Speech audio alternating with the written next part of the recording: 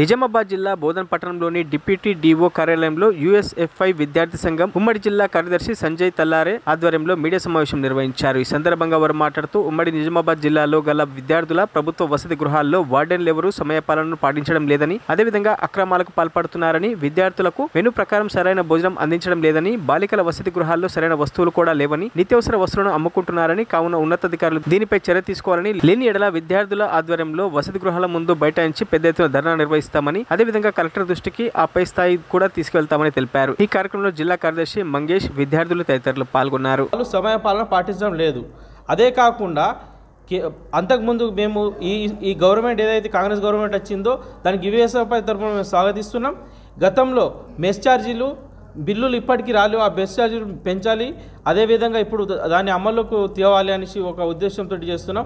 ముఖ్యంగా వార్డన్లు చూసుకున్నట్టయితే వారానికి ఇప్పుడు 3 సార్లు గుడ్లు ఉంటే 2 సార్లు పెట్టడం జరుగుతుంది, అరటి పండ్లు కూడా పెట్టడం జరుగుతుంది. కొంతమంది వార్డన్లు అయితే ఏకంగా భోజనం కూడా పెట్టని పరిస్థితులు కూడా ఆ రకంగా ఉంది.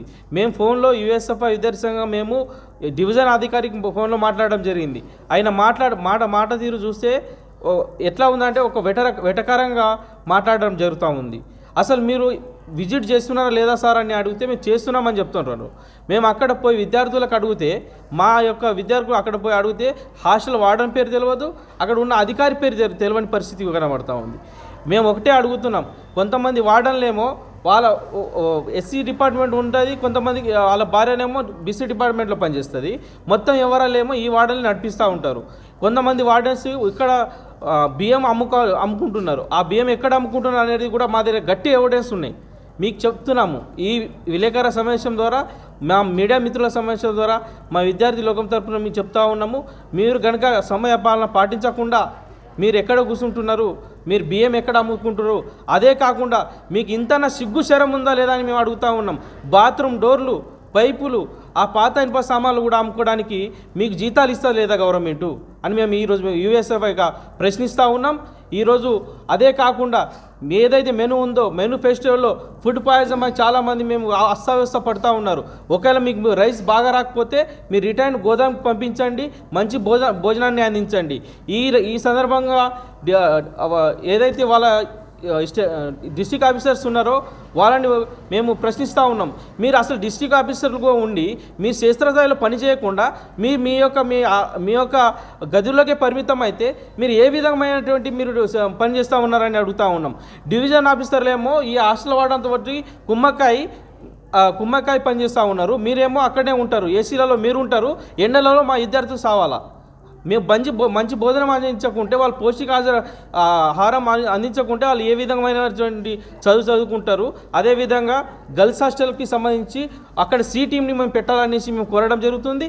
అక్కడ స్కానింజర్ లేరు. మెయిన్గా ఆ పిల్లలకు కడుపు నొప్పి వాళ్ళకు లేని, మీకు తెలుసు, మీ దృష్టికి అనేకమైనటువంటి సమస్యలు ఉంటాయి. పెట్రోలింగ్ పెంచమని పోలీస్ శాఖ వారిని కూడా కోరుతున్నాం. ముఖ్యంగా ఈ వార్డన్లు సమయ పాలన పాటించని వార్డన్ల పైన కఠినమైన చర్యలు తీసుకోవాల్సిన కోరుతున్నాం. కొంతమంది వారిని మద్యం సేవించి కూడా హాస్టల్కి వస్తున్నారు. విద్యార్థులను బూతులు తిడుతూ విద్యార్థులను కొట్టడం జరుగుతుంది. ఈ కొట్టే రైట్స్ మీకు ఎవరు ఇచ్చారని అడుగుతున్నాం. యుఎస్ఎఫ్ఐగా చెప్తున్నాం, మీకు కనుక మీ యొక్క తీరుని మానుకోకపోతే మీ యొక్క వార్డన్లను ఈ ఎస్డబ్ల్యూ సార్లు కూడా మీరు దయచేసి ఇక్కడ కేవలం బోధన్ పట్టణంలో చూసుకుంటే ఒక ముగ్గురు వార్డన్లు మంచి పని చేస్తూ ఉన్నారు, సిన్సియర్గా పనిచేస్తూ ఉన్నారు. మిగతా వార్డన్లు ఈ డివిజన్ మొత్తంలో కూడా అసలు అక్కడ పోయి అడిగితే, వర్కర్కి అడిగితే మీ వార్డన్ సార్ ఉన్నాడు అంటే అన్న ఇప్పుడే వెళ్ళిపోయిండు అనేసి ఒక సాగు చెప్తా ఉన్నారు. ఇది ఎంతవరకు కరెక్ట్గా ఒక్కసారి డివిజన్ ఆఫీసర్కి కూడా మేము లెటర్ రాసి ఇస్తాం రాతపూర్వకంగా. మీరు కనుక చర్యలు తీసుకోకపోతే డిస్ట్రిక్ట్ ఆఫీసర్కి కూడా ఇస్తాం. అది కూడా జరగకపోతే లాస్ట్కు కలెక్టర్ గారికి కూడా ఇస్తాం. కలెక్టర్ గారు కూడా దీని మీద స్పందించకపోతే ఖచ్చితంగా మా విద్యార్థులని రోడ్లపైన తీసుకొని బయట ఇస్తాం. మీ యొక్క పుట్టు పురాణాలు బయట తీయడానికి యుఎస్ఎఫ్ఐ ఇక్కడ నుంచి మొదలైంది. వచ్చే మంగళవారం నుంచి జీప్ జాతా అనేసి తీసుకొని అధ్యయన యాత్రంగా మేము మీ నిజామాబాద్ జిల్లా ఉమ్మడి నిజామాబాద్ జిల్లా మొత్తం కూడా తీయబోతున్నాం. ప్రతి ఒక్క హాస్టల్, గర్ల్స్ హాస్టల్ కానీ, కేజీవీ కానీ, రెసిడెన్షియల్స్ కానీ, బాయ్స్ కానీ అన్నీ కూడా మేము స్కూలు, కాలేజీలు, కళాశాలలు, కేజీవీలు అన్నీ కూడా మేము విజిట్ చేస్తాం, అధ్యయన యాత్ర చేస్తాం, పిల్లలతోటి తింటాం, పిల్లలతోటి పడుకుంటాం. ఈ ఉన్న మొత్తం అధ్యయనం చేసి వచ్చిన సమస్యలన్నిటి కూడా కలెక్టర్ గారి దృష్టికి తీసుకెళ్తాం. మాకు నమ్మకం ఉంది కలెక్టర్ గారి మీద, ఎందుకంటే ఎడ్యుకేషన్కి మంచి ప్రయారిటీ ఇస్తారని. అదేవిధంగా ఇప్పుడున్నటువంటి ఈ ప్రభుత్వం కూడా మెనూని పెంచి వాళ్ళని ఆదుకోవాలని, బడుగు బలైన వర్గానికి చెందినటువంటి విద్యార్థులు కాబట్టి ఎక్కడి నుంచో మారుమూర గ్రామాల నుంచి వాళ్ళ తల్లిదండ్రులు వదిలేసుకొని వాళ్ళు చదువుకోవడానికి ఇక్కడ వస్తూ ఉన్నారు. ఇక్కడ వచ్చినప్పుడు వాళ్ళని మీరు తల్లిదండ్రులుగా చూడాలి, కానీ అట్లా కాకుండా మీరు కొట్టడం, తిట్టడం అనేది సరికాదు. అదేవిధంగా హాస్టల్ వస్తువులు అమ్ముకొని మీరు బయట తినడం అనేది సరికాదు. వాస్తవం, మీకు మెస్ బిల్లు రాలేవు, మేము మెస్ బిల్లుల కోసం కొట్లాడతాం.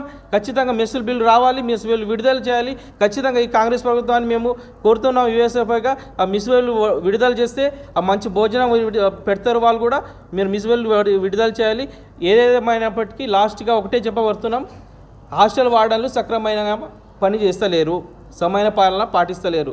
దయచేసి డివిజన్ ఆఫీసర్లు కానీ, మీ ఏదైతే మీ డిస్ట్రిక్ట్ ఆఫీసర్స్ ఉన్నారో వాళ్ళ మీద కఠినమైన చర్యలు తీసుకోవాల్సిందిగా, ఒకసారి హాస్టల్కి వచ్చి విజిట్ చేయాల్సిందిగా కోరుతున్నాం. లేని ఏడలా మేము ఆందోళన కార్యక్రమానికి వెనకాడబోమని ఈ సందర్భంగా తెలియజేస్తూ మంగళవారం నుంచి మా జీప్ జాతా మాది ప్రారంభం అవుతుంది.